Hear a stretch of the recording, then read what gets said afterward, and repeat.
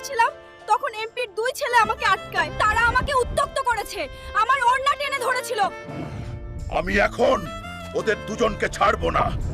তোদের সাহস কি করে হলো আমার বোনকে উত্ত্যক্ত করার? এখন তোদের কেউ আমার হাত থেকে বাঁচাতে পারবে না। এই দেখো একে, এটা আমাদের ভয় দেখাতে এসছে।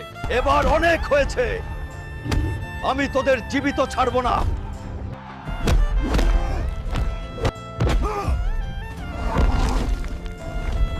বন্ধুরা, প্লিজ লাইক সাবস্ক্রাইব করে আমাকে শক্তি দাও, যাতে ওই দুই বদমাশকে শিক্ষা দিতে পারে।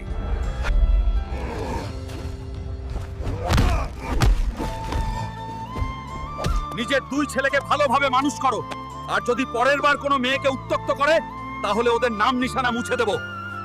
বোন, শোন, কখনো যদি কোনো বিপদ সামনে আসে